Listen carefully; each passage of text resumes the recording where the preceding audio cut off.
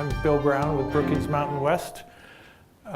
Glad to have you here for another lecture in our Brookings Mountain West lecture series. We're very glad to have Tom Wright back. We had Tom here about a year and a half ago, just before the 2012 elections, and he gave us some of his thoughts on what was then the changing global order, and he's back to correct all of those thoughts today. No, he's not. He's going to elaborate on what has or hasn't happened since then as the United States tries to find its role in a changing global order. Tom, like all our visiting scholars, has been in UNLV classes and meeting with faculty and students, as well as people in the community. I know you'll enjoy his talk tonight. We should have time for some questions at the end. And Tom's uniquely qualified to speak on this topic. His academic credentials include his undergraduate degrees from University College Dublin, his doctorate from Georgetown, as well as fellowships at Harvard and I forget, Princeton, among his other academic experiences. But he's here tonight to try and make sense of a very confusing world these days. Tom? Thank you, Bill, for that kind introduction.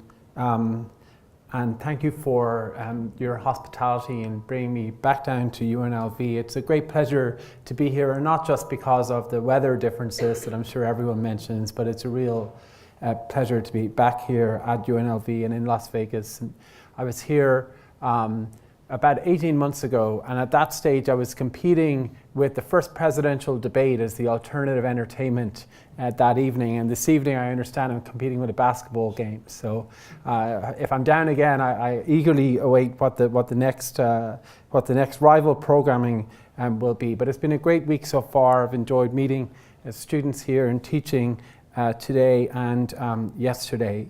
What I want to talk to you about this evening is related to what I spoke about the last time, but there's been a lot of new developments. One of the risks of giving a talk when you've spoken before, particularly if it's on camera, is somebody can go back and check everything that I said and say, oh, you know, you said that, but now you've completely changed your tune.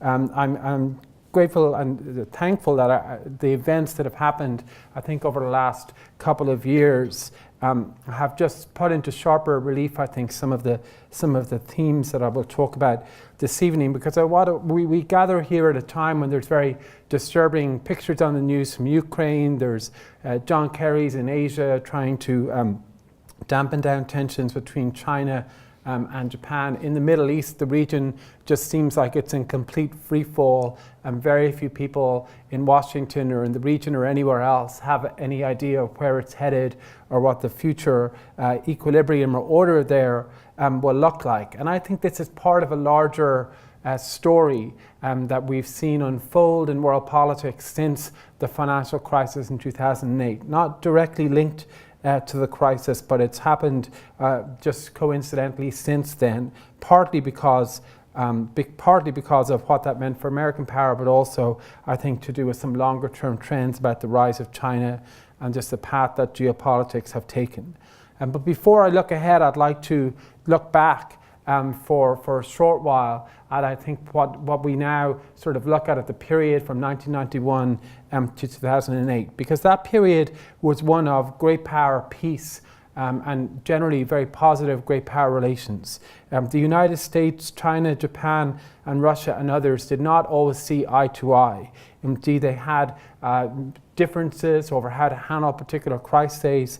On occasion, there were isolated crises between them, between the United States and China in 2001, when a US spy plane went down on Hainan Island, and in 1999, when Russian forces took the Kosovo airport, and General Wesley Clark contemplated attacking the Russian forces but was dissuaded by a British general. But by and large, these were isolated incidents. They were generally resolved quickly and without much fanfare. They weren't really at the scale of what we would normally think of as an international crisis. And foreign policy scholars have come up with a couple of explanations for this period of great power peace. The first is that the United States was so far ahead of other countries that that potential competitors had no real opportunity to challenge the status quo. Russia may be fuming about the US attack on Serbia, and China might have privately coveted, some of the island territories that it's now laying claim to, but they had no strategy to directly confront Washington. The gap in military power is simply too large for them to bridge the gap. Dartmouth professor Bill Wolfert has called this the stability of a unipolar world, and he wrote that it had two highly desirable effects, at least from the US point of view.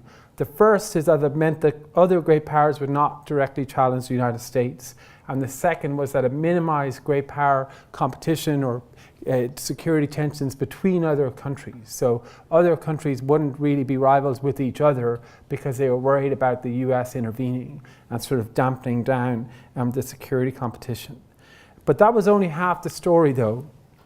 If it was just about unipolarity, and if the US was behaving in a way that others found inherently objectionable, then Europe and Japan could join others to balance against the United States.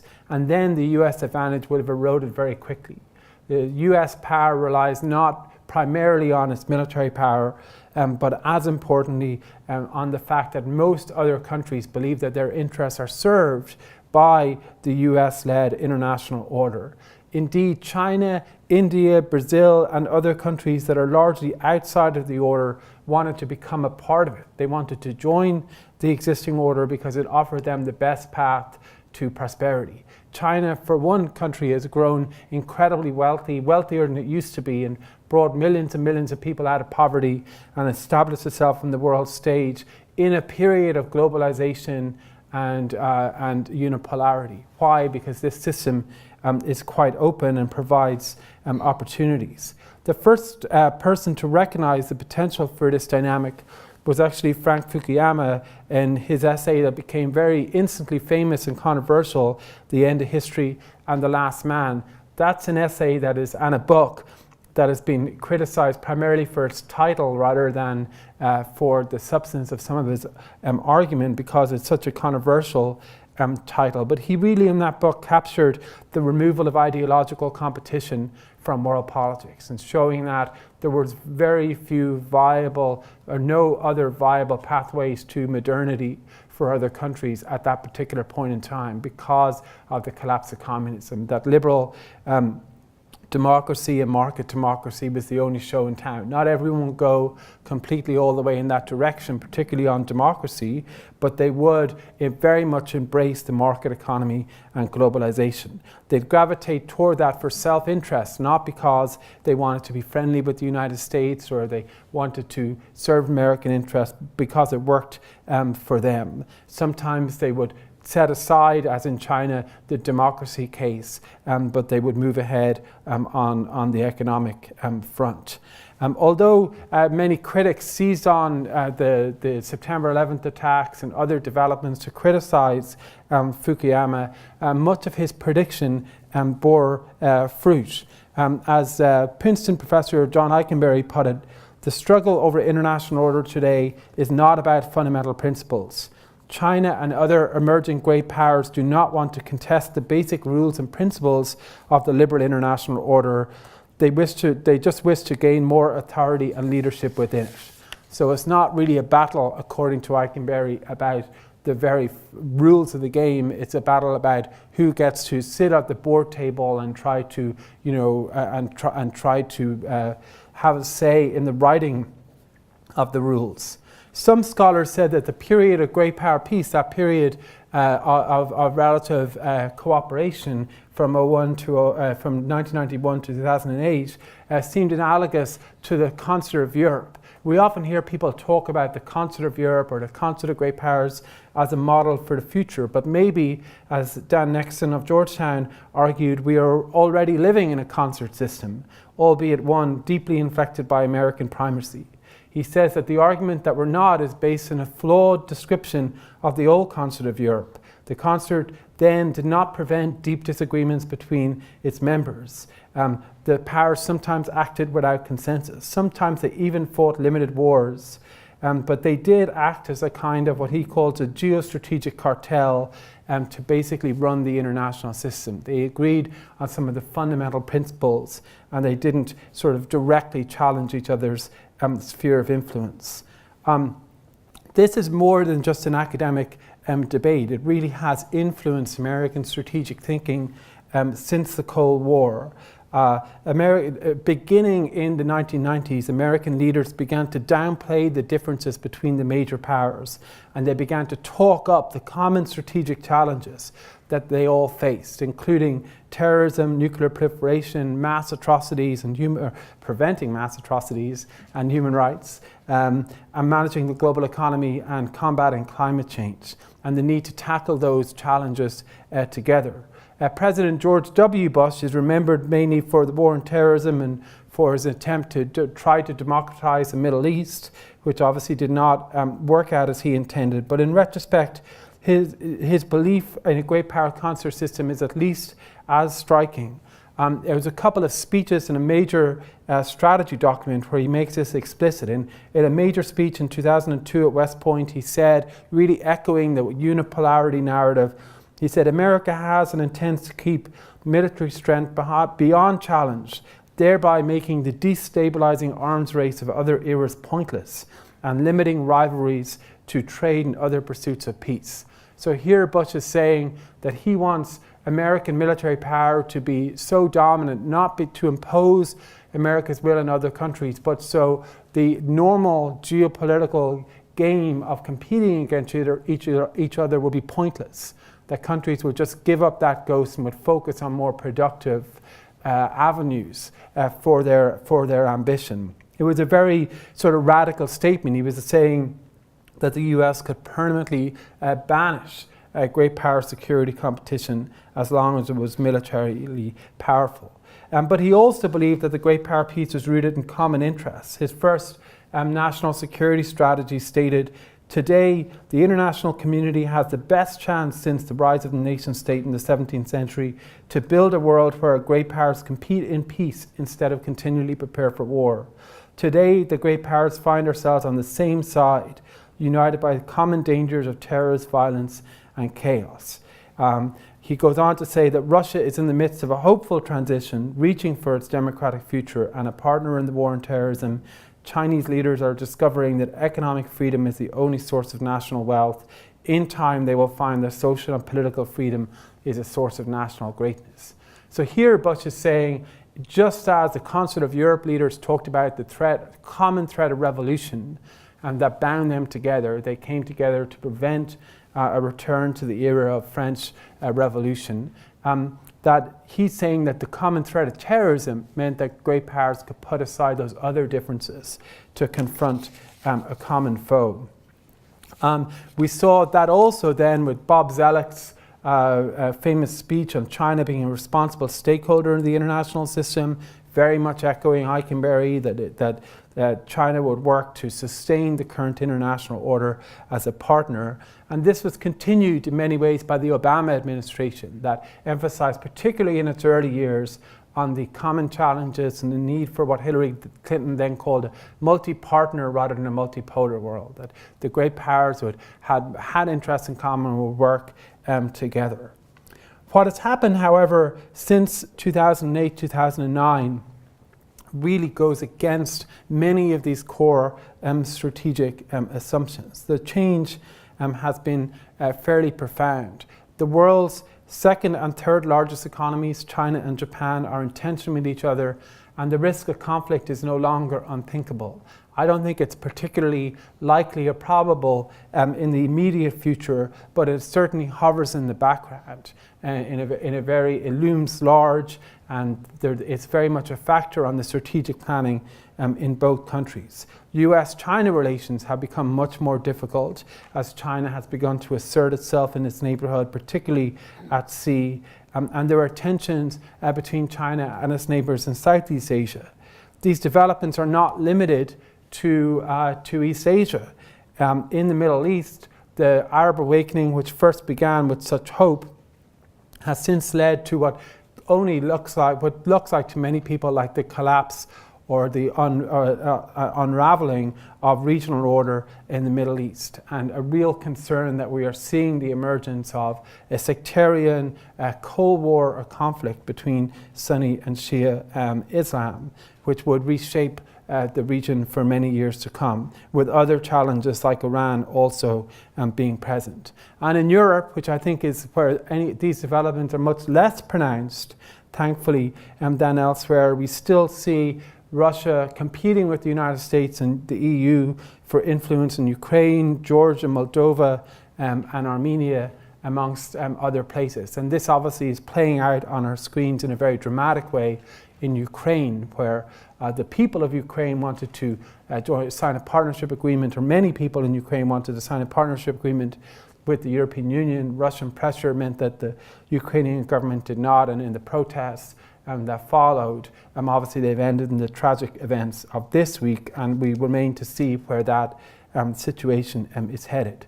Now, some historians have used and some analysts have used the uptick in geopolitical tensions to say that the world is on the brink of a 1914 style crisis. For instance, the historian Margaret Macmillan has written that we are witnessing, as much as the world of 1914, shifts in the international power structure, with emerging powers challenging the established ones.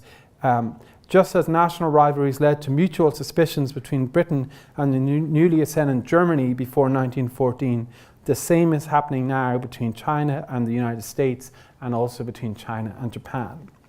But while this analogy is somewhat tempting, particularly on the centenary of World War I, which is one of the reasons why it's so prevalent in the discussion, it also is somewhat unhelpful and misleading. There are many differences with 1914. For one, there's a US alliance system that did not exist then. While 1914 was also interdependent, interdependence today is of a very different quality than the interdependence then. But I think most significantly for me is that in 1914 came on the back of a couple of decades of very serious competition between the major powers in Europe. Today we are just beginning that period. If there is a historic analogy to be made, maybe the world today looks a little bit more like 1891 after Bismarck died, or even 1871 after the First Franco-Prussian War. In other words, it's the beginning of a period that could lead to a major crisis in the future, rather than having a crisis actually be imminently appearing on the horizon. So there are reasons to be concerned, but this is a very long-term game that will unfold in front of us. So what I'd like to do is to talk briefly about why this is happening. What are some of the reasons behind this increase in security competition between major states?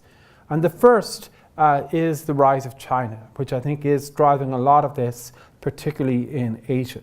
The logic here is pretty straightforward. Ever since the Peloponnesian War, we've talked about how the rise of a new power can lead to uncertainty and threaten other countries, and that the fears that it would arise elsewhere, and the increasing ambition that the rising power would have means that we could see a great power war.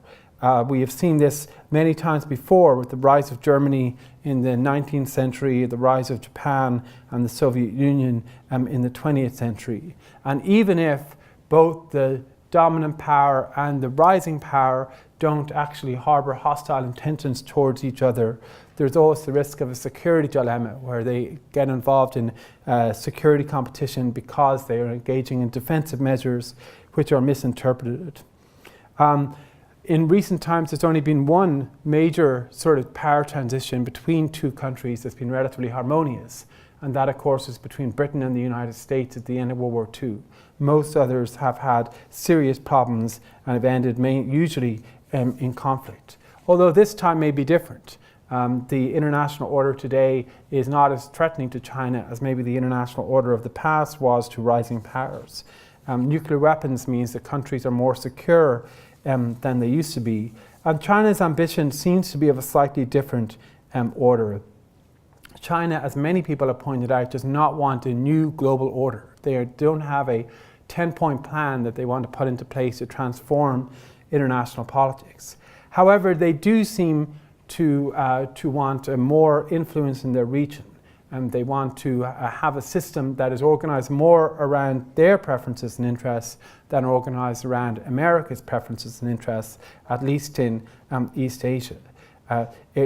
Taken to its logical conclusion over the long term, perhaps what they would like to see is a form of a tributary sort of system where they have a veto power influence over major developments in other countries, although that is not apparent quite yet, but it is something that you hear in the region of concern about Chinese grand strategy. So that's the first, I think, driver of this development. The second are the anxieties in other countries that arise out of China's rise. We've seen increased sort of nationalism in Japan and elsewhere as countries begin to balance against China, creating most of the time very legitimately sort of balancing against China, but also it can greatly complicate regional cooperation. The increased sort of nationalism throughout the region, including China, can lead to dangerous sort of involvement of domestic constituencies over territorial disputes and other issues where it's hard for governments and leaders to back down in a crisis. It's hard for them to compromise because they have to worry if they live in a democracy about the next election, or if they live in China or another authoritarian state, they worry about a populist uprising or an erosion of their legitimacy. This is not confined just to China and its neighbors, or China and the United States. We've seen over the last 12 months that two of America's closest allies are barely on speaking terms with each other, South Korea, of course, and Japan. There's no risk of a conflict between South Korea and Japan, but it's incredibly important from the US perspective for those two countries to work closely together to tackle common challenges like the North Korean nuclear program and maritime issues. But as of yet, the President of South Korea and the Prime Minister of Japan have not spoken to each other or visited each other since taking office because of the South Korean objection to the way in which Prime Minister Abe has handled some of the historical issues and problems in Japanese history, including most notably his visit to Yasukuni Shrine in December, which was a surprise here in the United States because he gave the impression that he would not visit the shrine and aroused considerable passions and anger in Northeast Asia. The third reason, which is also Asia-focused reason, is that we have territorial disputes in the South China Sea and in the East China Sea, and also on land, although we haven't heard as much about them as of yet, that are flashpoints. These are areas that have long been contested, but countries have not really asserted their claims in the way that they are doing now. So these are emerging as real sort of potential crisis points. The Senkaku Diaoyu Islands in the East China Sea, which are under Japanese administrative control, but are claimed by China, by Taiwan, and by Japan. And that's where we see a lot of the problems sort of arising in terms of the Chinese Air Defense Identification Zone that was declared in November, and the various clashes or rivalry between the fishing vessel fleets near the islands. Before World War II, the Sudetenland, the Danzig Corridor, Alsace-Lorraine, these were the territorial disputes in Europe that really created many of the sort of flashpoints or problems. And so those, thankfully, are not really present in Europe today. Europe's borders are very much settled, but they are present in East Asia. The fourth reason is the perceived decline of the West and of the United States. And this is an issue that is in much dispute. Many people, including myself, do not believe that the United States is in decline. But around the world, the perception is that the US is in decline, or at least is less capable of sustaining the international order than it used to be. even if the capabilities are not in doubt, sometimes the will of the United States and the American people to continue to play the role that they have played since World War II is seen in doubt. There is concern about the dysfunction in Washington, particularly, for instance, when the president had to cancel his trip to Asia in November because of or October because of the standoff, the budget standoff, and the risk of a default on the debt. So these questions about decline of the West or about withdrawal of the United States from the rest of the world create uncertainty. In the Middle East, it creates a vacuum that can be filled by others. In East Asia, it gives Chinese strategists a narrative that they can use, which is the US is not going to be here forever. They may be pulling back. Why are you so close to them? You should be closer to us. And so in that geopolitical game for influence, the perception of decline is a serious problem and may be a destabilizing force beyond whether or not it's in America, whether or not it's one thinks it's right or wrong that the US is engaged. There is a separate question about the consequences of a change in US posture. The fifth reason, and this is 5 of 6, I think, is in the Middle East, where we are really seeing a historic unraveling of regional order that we've only seen once since World War II, and that was in the case of the collapse of the Soviet Union in 1989 and to 1991. And that occurred astonishingly at the time in a very orderly fashion and worked out relatively well. But generally speaking, when empires or orders collapse, they can be much less stable. The collapse of the Ottoman Empire was one of the stories behind the lead up to World War I. And this appears as if it's playing out in a way that we don't know where it's headed, but it will unfold over a 10-year or even longer period of time. Countries are going to try to hedge against this future and try to engage in new alliances and arrangements and new postures that could sort of threaten each other. And we see the sectarian divide emerge front and center that threatens to become a conflict throughout the region from Syria to Lebanon and down to Jordan, Egypt and Bahrain and maybe ultimately Saudi Arabia. The final reason, I think, is on technology. And here we've seen a lot about the role of cyber weapons and robotics and other forms of new conventional technologies. But what I would point to is that we have often looked at the US strategic advantage and raw military power. But what's really important is the ability of the United States to project that power into critical regions. And some of the technologies that have emerged recently, particularly on asymmetric capabilities to do with anti-access and aerial denial in the Pacific and also in the Persian Gulf, means that there are doubts about the ability of the US Navy to project power in the way that it once did, because ships are now threatened by anti-ship ballistic missiles. There are other forms of anti-access weapons. Cyber weapons are also obviously an asymmetric capability. So it may be that America's advantage of having these, the ability to protect force may be blunted at a time of crisis, or at least to sow enough delay to cause serious problems.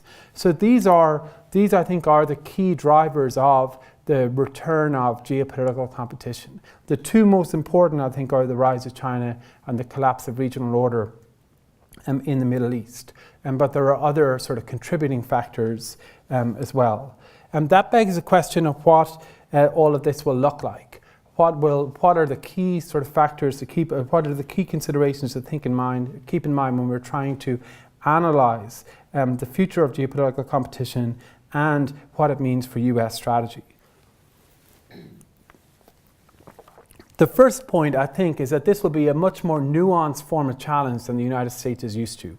The US tried to avoid great power politics for about a century and a half, with mixed success. Obviously, it got involved in World War I and World War II, but generally reluctantly on both occasions. But since then, the US challenges have been, well, there's been 3 phases really. The first was the Cold War, which obviously had many different phases, but is treated as one sort of phase, whereas the United States against the Soviet bloc Those two coalitions were essentially independent of each other. They had very little to do with each other economically. They largely existed separately. They were vulnerable to each other, but they did not work together. They were not part of the same system. And there was a heavy ideological content to the competition.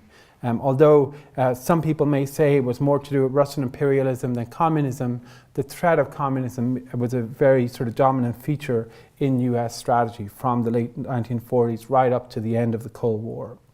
This is a very different proposition. As I mentioned earlier, the United States and China are very much part of the same order, at least economically. They are critical trading partners and economic partners. China is the largest holder of US debt. The US controls the access that China needs to its energy resources. The two countries are very linked together technologically. So it is a form of interdependence, but also competition that we have not, that the United States has not seen before, although we can see instances of it in history, particularly in Europe. The second major difference is that this is a very nuanced sort of challenge. That if you look at in East Asia, countries don't want to choose between the United States and China. They very much need the United States and China to have a good sort of relationship, but at the same time, they want to be partners with the United States to balance against China. They are countries that have sort of very divergent paths. They have an economic relationship that is really organized around China and a security strategy that's really organized around the United States. And so the question is, how long can those continue? All countries in the region hope that they can continue indefinitely. But that does mean that for the United States, it's important to have a strategy that is less about trying to contain China, which is completely impractical and would be not desired by any of America's allies in the region, and more about trying to create the type of environment in which the rise of China can be accommodated in a way that does not threaten its neighbours or threaten the status quo. I think a third way in which it's somewhat different is that we've seen this in the Scarborough Reef with the Philippines and in the Senkaku Islands with Japan, is that the type of revisionism and assertiveness we're seeing is very much below the threshold of what we're accustomed to in diplomatic history. So countries are not invading each other or using land forces, but they are engaged in a sort of competition below the threshold of normal, aggression. So we see these standoffs these tensions at sea. We see sort of proxy wars, whether it's in Syria, hopefully not in Ukraine, although that may yet happen. So it's sort of a more sort of subtle form of revisionism. And finally, amidst all of this, there's still a very pressing need for cooperation because countries do face common challenges. They do have common interests on everything from the global economy to the environment. And so preserving that cooperation at a time of slightly increased tensions will be a particularly difficult challenge. So what should the United States do? What are the strategic sort of implications of this for the United States? I would argue that the United States needs a new or a more a slightly different East Asia strategy, a new Middle East strategy, and a global strategy. That we see a lot of these things occurring simultaneously, and it's important to tackle them simultaneously. On East Asia, many of the proposed strategies that the United States has before it are not really viable. I'll just mention three very quickly. The first that some would argue for is containment, just contain China the way the United States contained the Soviet Union. But that would not work for the reasons I mentioned earlier. The region does not want China to be contained. They're reliant on it economically. The United States probably could not contain China if it tried to do so. If it was able to do so, it would probably backfire and damage US interests because the US has an important need to cooperate with China on issues of mutual interest, and also as an economic partner, China is a vital part of the global economy. So containment is not particularly an option. Some people, such as Hugh White of the Lowy Institute in Sydney, have argued that we need to see a real concert of Asia, a concert of powers, that the United States and China should divide up Asia into different spheres of influence. And China will get some more influence in its near abroad, and the United States would have its alliances intact, possibly accepting Taiwan and maybe some of the countries in the South China, in Southeast Asia. But that sounds attractive. I mean, the idea of two countries cooperating to avoid tensions seems like something we should endorse. But in fact, it would probably be one of the most destabilizing events ever to occur since World War II. The idea of two major powers getting together to divide up the map is something that we more think of with Stalin, Churchill, and Roosevelt than in the modern world. That would have dangerous repercussions for American commitments elsewhere. Who could possibly trust the United States if it tore up its alliances or agreements with other powers and consign them to dominance or being in the sphere of another country that they did not want to be a part of? So there was that has major downsides. And the third is to sort of, to pull back, to wash one's hands of the region. Again, East Asia is just too important for the United States not to be directly involved.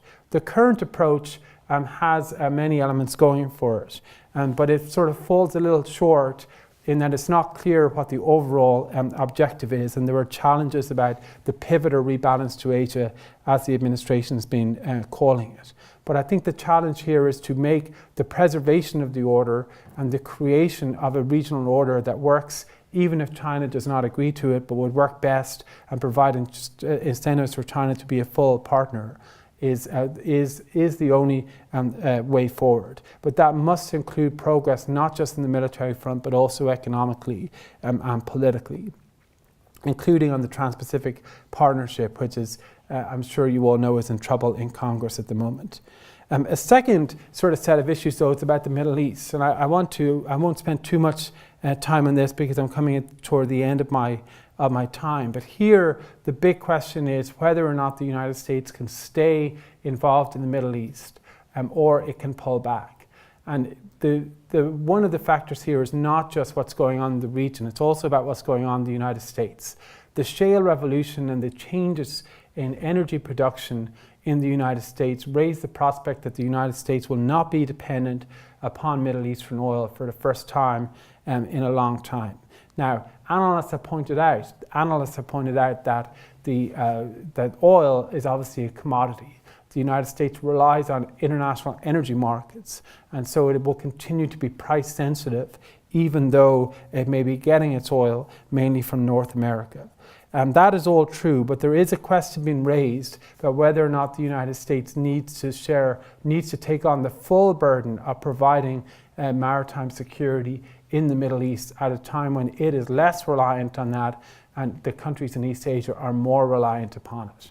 And so that is a debate I think we are going to see over the next 5 years or so about whether or not the US has to be directly involved, particularly on propping up regimes in the Middle East that are undemocratic at a time where the US does not necessarily need their oil. Now, as against that, the downside of any sort of changing in the US posture in the region means that it would just exacerbate uncertainties and increase the vacuum that the region is currently experiencing. And we may see new sort of proxy wars, not just in Syria but elsewhere, as various groups and countries compete to try to secure their interests. So can the real question here, which unfortunately I do not have an answer to, is whether or not the United States can just pursue a set of narrow interests in the Middle East that it focuses on, like the Iranian nuclear program and Israel's security and counterterrorism, and ignore the broader question of trying to shape or push the regional order in a certain direction, or if it needs a real regional vision of what the Middle East order looks like. That is a debate that is currently only beginning to get underway. President Obama made some remarks on this in an interview recently with the New Yorker, where he said that the regional equilibrium, as he called it, had imploded, and we would need to wait to see what the new equilibrium was. But that really begged the question about what the role of the United States would be in having a preference for what equilibrium that should be. The final sort of challenge, I think, one other thing in the Middle East, which is we often treat the Middle East and Asia as separate regions, and they are to some degree, but they are also joined at the hip. East Asia needs a healthy Middle East in order for it to evolve in a positive direction. So the idea that the United States can leave the Middle East and focus on East Asia ignores the fact that a successful East Asia strategy requires a successful Middle Eastern strategy. Finally, on the global strategy, there is a question about how to preserve and increase cooperation in all of these major global issues at a time when we have these two tremendous sort of changes in the Middle East and East Asia. How can the United States work with Europe together through the transatlantic partnership to try to influence events and the progress of Asia and of the Middle East? What is the role of emerging powers in the international order? The United States will need to develop a global vision for where the overall global order goes, even as it is focused on these two most problematic of regions. Thank you.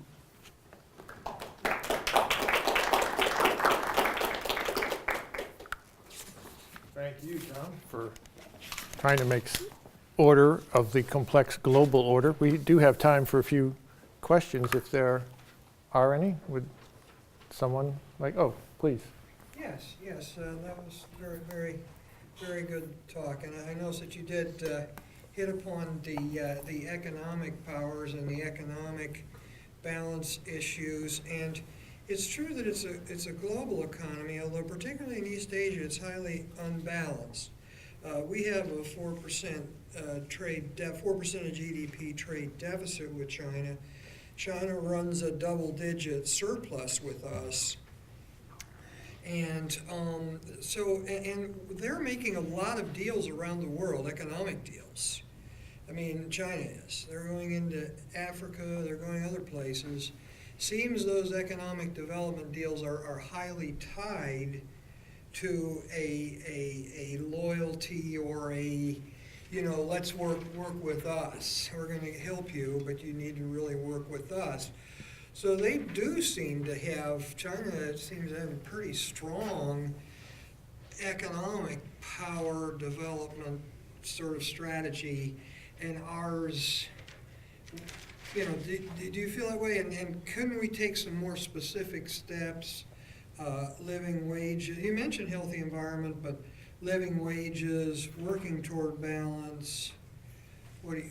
Yeah, no, it's a great point, and I think it gets to one of the big issues right now, which is American economic diplomacy. The United States has recognized, I think, that you can't just have a military response for the rebalance, that you need to engage the region much more economically, and especially on trade, which has been largely sort of dormant since at the WTO sort of Doha round of talks. And so the key pillar of this has been the Trans-Pacific Partnership, which the US has been negotiating with many countries in Asia.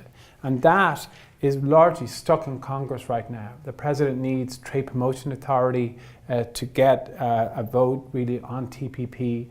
He probably needs Trade Promotion Authority to close the deal, because America's partners are not going to want to put their best offer on the table unless he shows that he can get it passed in Congress.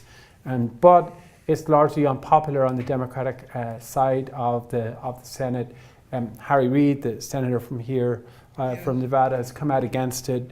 There's there's maybe reasons for that domestically, but in the region, there's deep concern that the US will not be able to deliver on this diplomatic objective.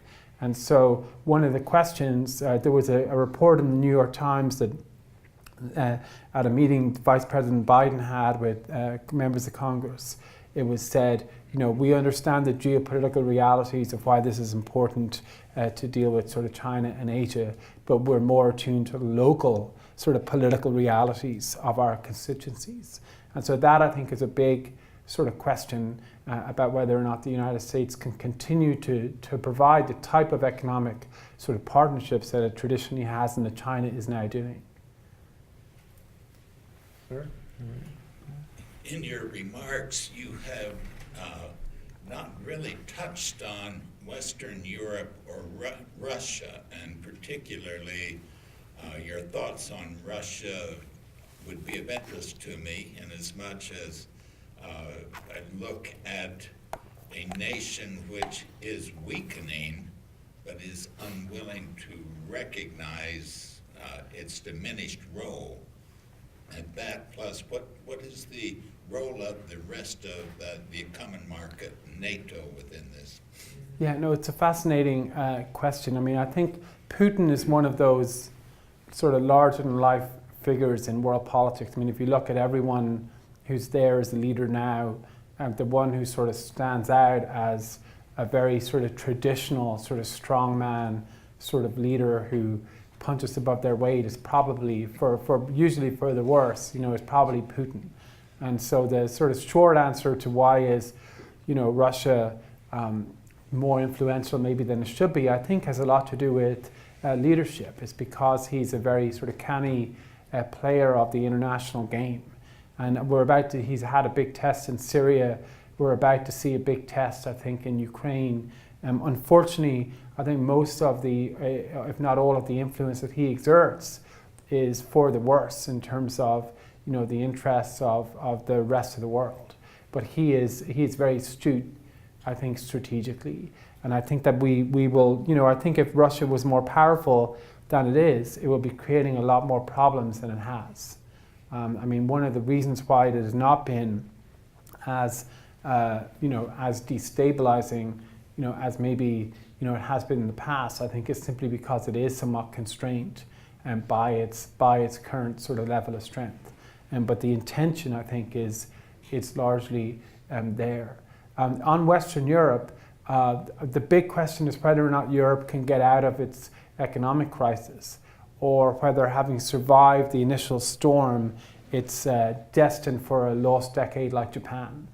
And that, I think, is the big sort of question. Is it in for a prolonged stagnation, or can it get back on its feet and restore economic growth? I'm unfortunately pessimistic on the future of the EU. I think the EU will continue to exist, but I think it will face many, many, many internal problems that it will be consumed with. It will have a period of low growth and high unemployment in the periphery, and there will be big problems about how the EU will respond. But I hope I'm wrong about that, because it's more than just the future of Europe, and that depends on it. Europe has always played a very important role internationally as a partner of the United States, and so for it to continue to do that, it really needs to get back on its feet. Was there yes, sir? Thank you again for your talk. I'm really more concerned about China and the way they're accumulating gold. They just bought the Chase Manhattan Bank in New York City with the largest underground vault in the world, and it's secured. They're producing gold that we don't know how much they're producing. They're buying gold all over the world, I think they're just going to get us from within, because they're using all the money that we're giving them for debt, and they're coming back and buying hard assets in America and around the world. I don't see us competing. I mean, it's worth, I think, noting that, China is, with all the responsible stakeholder debate, I mean, I think China is a responsible stakeholder in the global economy. I mean, they have been a very sort of important part of the G20 response to the financial crisis. And there's a story that Hank Paulson tells in his memoir that early on in the crisis, the Chinese prime minister, I think, or vice prime minister, came up to him in Beijing and said that the Russians had contacted Beijing and asked them to work with them to try to take advantage of the crisis to dump a lot of treasuries to collapse the US economy, that this was actually a formal Russian government proposal, and the Chinese said no and then told the United States about it. Now, whether or not the actual story is true, I mean, the Russians deny that, of course, as they would, but I think it does show that, China really, really needs and wants a stable global economy for themselves. So I think that their interests and their actions are in the right place generally in the global economy. But I think the thing to watch is that they are now going through their own very severe economic difficulties. They have their own debt problem. They've accumulated debt at an extremely rapid pace. The overall debt may be somewhat manageable, but the accumulation rate is very worrisome. And they borrow now $4 for every dollar of GDP growth that they get. And just 5 years ago, they got $1 for $1. So there are, signs that they are leveraging themselves in a dangerous way to try to sustain that magic 7% number on the growth sort of front. And so I do worry about China and the global economy more because of their weakness rather than because of their strength. Thank you. Can I ask the last question, or is there? Can we just on the domestic scene, Tom? We're facing the 2014 midterm elections, at which point we will sort of officially have a lame duck administration with a president in facing the end of his second term. Will that status as a lame duck president, you think, play any role in the short term, as presidents sometimes think about their legacies, or is the situation in Washington such that that's not relevant? I think it is an issue, but more domestically than internationally, because presidents have the most power in their first election, and they have a little bit of a boost after they're re-elected, and then it does sort of ebb away, especially after the midterms if they lose in the final midterms, which usually they do. There's only a couple, I think, of exceptions. But internationally, that's one of the reasons they turn to foreign policy, because they can be still very active. The President of the United States is never a lame duck in world politics, because the US is such an important sort of player. And so I think there's still a sort of vital role to play on that. There are some ways in which, for the president, if Republicans won, it may even help his international agenda a little bit. I think on trade, that's the biggest one, that it may be more possible to get TPP and then the Transatlantic Investment Partnership, the TTIP, through. But that remains to be seen. Hopefully it will go through this year, the first of them. Great. Thank you. We'll have time for questions as we're leaving, but I always try and get people out on time who make the effort to come here. So thank you again for coming.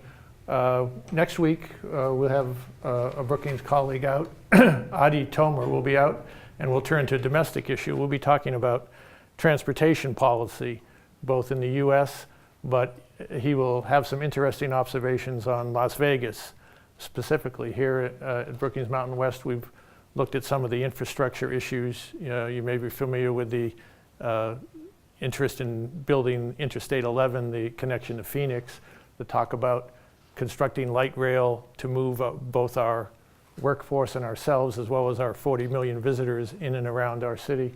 So we'll have a domestic topic next week on Wednesday, but I invite you back then. And also in a few weeks, we'll have Tom's colleague Bruce Jones out.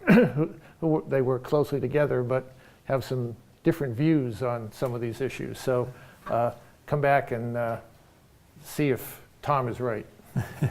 Thanks again. Thank you. Thank you again, and thank you for coming out this evening.